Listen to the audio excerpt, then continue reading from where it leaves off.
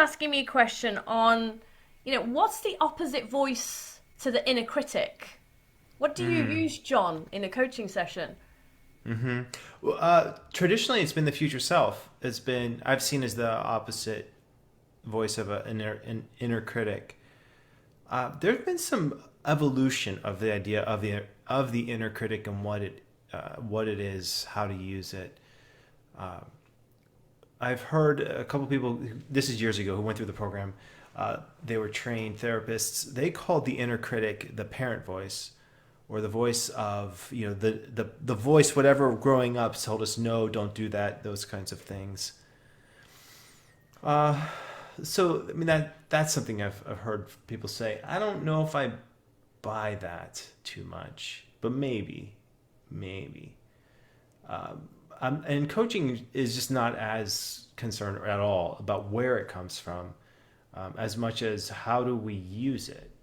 And I think the real coaching question is how can your inner critic voice be useful? Not thinking of it as immediately bad or needs to go away, or banish it or delete it or destroy it, which has been that's been in the space a little bit. That's when I was trained. Like when I was trained, we did violent things to the inner critic. Don't condone that.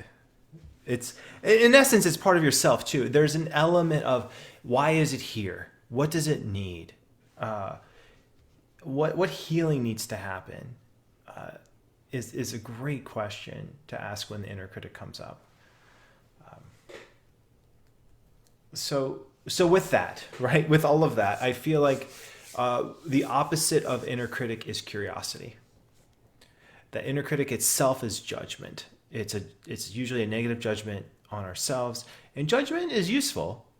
We need to have an editor. We need to have some ideas of this is bad, this is good, like that. Okay, fine, embrace that, but in a way that's not making it morally bad or something abhorrent, but more still staying in that curiosity space. Like how can this be useful? What's the message that the inner critic really wants me to get at right now?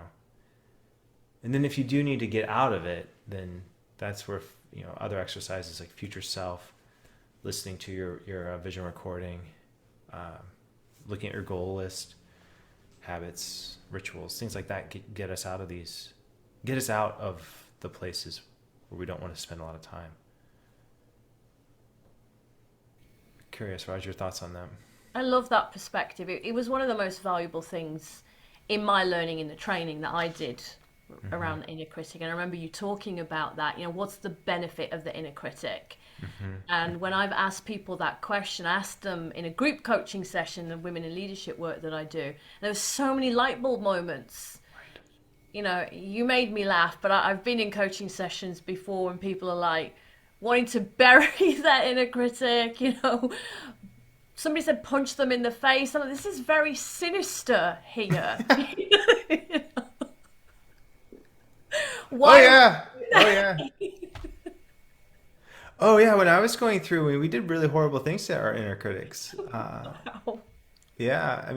This is back in 2004, 2005, and the idea. It's really powerful. You also look at internal family systems and that kind of therapy where the idea of us as individuals is that we're not so much an individual, we're a multivisual, where we have different competing selves. We have different competing areas of our brains that want different attention, and if you could start to really feel into those different parts, each part has a need. Each part has like a purpose to it. And I think what really excites me about the coaching work is that it holds space for the processing. And sometimes, sometimes I was telling some friends, I just need process. I just need to process. Like, it's hard to, like, the past 3 years, okay, I wish I could it's almost like I need a separate processor. Like, if I could have another heart, brain, body just process here, and then okay, this is what you need. That's what I feel like coaching offers, though. It's an opportunity to process in interesting ways because you're using someone else's curiosity. That to me is the opposite of the inner critic, which is the same sort of pattern. It's a stuckness. It feels stale after a while. And ultimately, what comes down to it is, from my perspective, is that it's simply not interesting to be in that stale pattern. You're ready to move it when it becomes boring. And so the question is, when does your inner critic become boring? I love that. I like the way you share that this is a piece of you. Mm-hmm. This is a part of who you are. And it reminds me of work that I've done on myself, self-care and self-love. And really loving yourself is learning to love the shadow side as well as the light, isn't it? As a whole person. Mm-hmm.